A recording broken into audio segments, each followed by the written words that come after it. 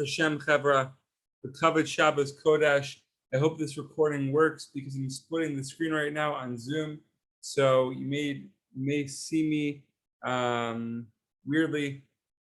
I don't know. Could be smaller, could be bigger. I don't know. Bezrat Hashem. Atfila b'shim kol Yisrael for Pesach u'ubim ben Yosef Azar. Baruch Abbas Yehudis. Miriam Dori Bas Chani Ucheved. Yonah Bas Basa. Shir Bas Basa. Sinai Ru'uvim ben Mani. In every neshama in Klal Yisrael. Help us achieve every good quality so that all four elements will be completely pure and refined, and only good will remain, with no admixture of evil whatsoever. Let all the four elements then be merged within the four letters of your name, which is their ultimate holy source. Please, Ribbona Shalom, lovingly help us come to everything we have requested of you. We know how far we are from even one iota of what we've asked for. Even so, nothing can stop Hashem from helping. For you, nothing is too difficult. You have the power to help and strengthen us and help us achieve everything we have asked of you.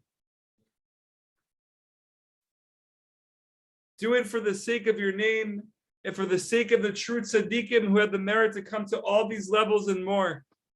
Compassionately channel power and strength from them into us so as to vitalize and encourage us.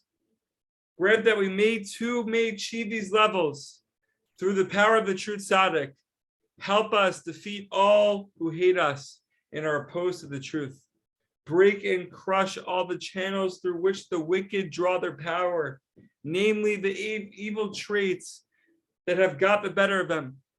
Through this, throw the wicked down to the ground and make them powerless to attack us, God forbid. And their hands will not be able to carry out anything they plan. All our enemies will be ashamed and frightened, and they will instantly turn back and be ashamed. Be'ezrat Hashem. Wow. Tefillah b'shim kol Yisrael. Chavra. To remember, every second is a new second, it's new life. And we are starting a new Siman, Siman Chet. We are talking about the activities in which one is forbidden to engage from daybreak until after prayers of Shachrit, of the morning prayers. From the light of dawn, which is light that radiates from the sun, rising in the east at daybreak, since that is the beginning of the time of Shachrit's prayer, for if one did pray then, his prayer is valid after the fact, as mentioned below, beginning of Siman 18, which we'll get to, Be'ezrat Hashem. Therefore, it's forbidden for a person to begin any work or to become involved in personal needs or to set out on a trip before he prays Shachris. This prohibition is derived from the verse that states in Tehillim, righteousness will precede him and he will set his footsteps on the way. Righteousness refers to prayer, in which he declares the righteousness of his creator. The verse is thus teaching that prayer must come first, and only afterwards should he set his footsteps on his way, and that is to the ways of his desires, all of his personal endeavors. So Rabbi Nachman tells us to pray early.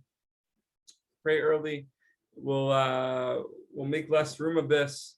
And then attending to our personal needs before prayers. We need more clarification on that. Does it mean WhatsApp? Does it not mean WhatsApp? Does it mean emails? Does it not mean emails? We have common sense. We could figure that out on ourselves, but it's also good to ask other people who give us deeper and better insight. Bezrat Hashem Chavra. Sicha 68. At the end, it mentioned that we should look at Lekutei Maharan 95 to 100 in the second volume. Now, yesterday we went through an introduction of Hitbodidut, a brief introduction. It's really hard to capture it in one video, and I mean it's the biggest. I mean, Hitbodidut is massive. It's huge, and we're just trying to get to 2 seconds of Hitbodidut, 5 seconds, 10 seconds, a minute, 20 minutes, an hour. Bezrat Hashem. But it's something that we should all open our hearts towards, and let's get right into it. So Lekutei Maharan, part 2, piece 95. So it's a split screen action. That's why I'm afraid. Afraid is the wrong word. I mean, you guys may see nothing right now, but Bezrat Hashem, I see the screen of the Lekutei Maharan. Bezrat Hashem, I'll get the volume very soon as a hard copy. But Safari is good for now, and it's good for a lot of other times. On the topic of Hitbodidut, conversation with God and the reciting of psalms, supplications, and entreaties.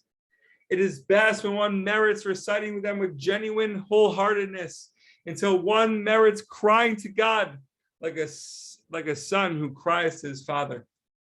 However, the Rebbe said, let's see what this means. If, when reciting the supplications and prayers, a person thinks about and anticipates crying, that is not a good thought. It also confuses his mind such that he cannot recite the prayers with perfect wholeheartedness. This is because of the time he recites the supplications and entreaties, a person has to remove from himself all the different extraneous thoughts which exist. However, we have to be in the present while we're doing our avoda, especially prayer, especially reciting the psalms and all the above, right? Rather, he has to concentrate on the words he's saying to God, as when one speaks to a friend, then his heart will of itself be easily aroused until he generally bursts out crying. Chevra, there's a lot of things that we can take away from this. It's very deep. But one thing I just thought about was last Sukkot, this past Sukkot, Donnie Sawson and the like, Ryan Render, Baruch Hashem, both are married, came to Herzliya while they were single, and we celebrated Sukkot together. And I remember we had a meeting Friday night, and before they came, it was a lot of like, should we dance? Should we not be dancing? A lot of cover want to dance, but who's going to start it? Who's going to throw themselves into the fire? And I remember it was pasha to them. They came to the community. Everyone wanted to dance. No one really wanted to jump in and be vulnerable. And they just started dancing, and the whole place was on fire, mamish. I remember the next week, it was sort of like a continuation. They were also there, so it was pasha, like we're dancing. And then when they left, it was the situation where, well, Donnie and Render left. Do we dance? Do we continue to dance? So I remember just going through all of Yedid Nefesh, even Mincha and Lekutei Maharan, because we do Karbach and Herzliya and Shiru Lashem is Shiru Ladoi Shem Shir Chadosh. Right, so it's the whole bit, and we jump up and down. But I was like anticipating this dance when really I wasn't able to be in the present of Yedid Nefesh, bringing in the Sabbath, bringing into letting in the Shechina, and Lekutei Maharan, of course. And I think we ended up dancing, but lost out on those moments. Right, same too with the tears. If we're anticipating, can't even say the words anticipating tears, then it's taking away from what we are saying, the words that we are saying, the potency of the prayers, the sweetness of the prayers.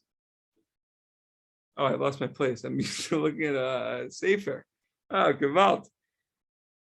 So rather, he has to concentrate on the words he's saying to God, as when one speaks to a friend, then his heart will of itself be easily aroused until he generally bursts out crying.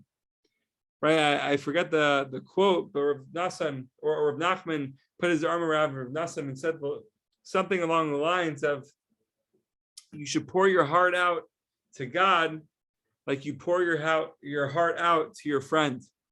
Right? So when one speaks to a friend, right, we have to we concentrate on those words, obviously. Same too with God. We have to concentrate on our words with God. But when he thinks about and anticipates crying, he ends up with neither. Because as a result, the words themselves become confused, as mentioned above. His thinking about and expecting to cry is likewise an extraneous thought, which muddles concentration so that he cannot pay close attention to what he is saying. For the most important thing is to say the words to God honestly, right, with or without the tears. But maybe, honestly, you're going to get those tears. We all know the Kotzker Rebbe says the greatest of cries is when one wants to cry but is not unable to, without any other thoughts whatsoever. But continues Rav Nachman, if he merits genuine tears, good. But if not, he should not confuse his saying the words on the account as mentioned above. Bezrat Hashem.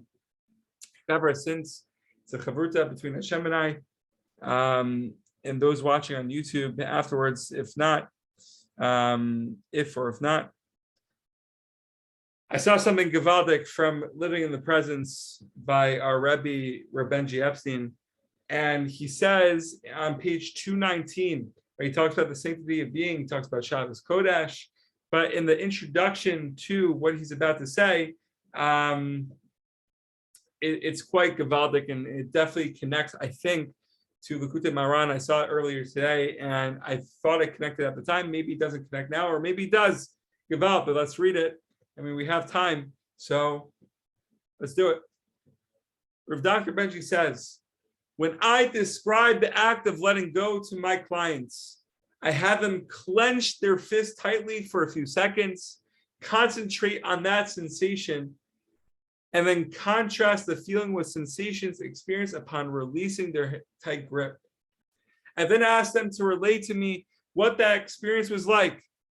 Very often they articulate feelings of relief and relaxation. Deciding to let things be and accept them as they are might be the most difficult choice a person will ever make. That is because most people view letting go as connoting apathy and indifference and even giving up, chas v'shalom. But that couldn't be further from the truth. On the contrary, letting go is an active process. It is the radical acceptance that one must not only accept that things are as they are, but that one must permit things to be as they are. When a person is able to radically accept things as they are, he can truly experience freedom. Chavra, when we are reciting the Psalms, when we are reciting the prayers, when we're doing Hitbodidut, are our fists tightly grasped, or are they free? Are we anticipating, or are we being in the moment and accepting things as they are, even if we're crying, even if we're not crying, even if we have words or don't have words? Are we being, or are we trying to do and live in anticipation in the future? The Izrat Hashem, Chevra, may we be, as Dr. Benji Epstein says, may we be human beings. Let's be in the moment. Izrat Hashem. Part 2 of Hitbodidut coming out tomorrow.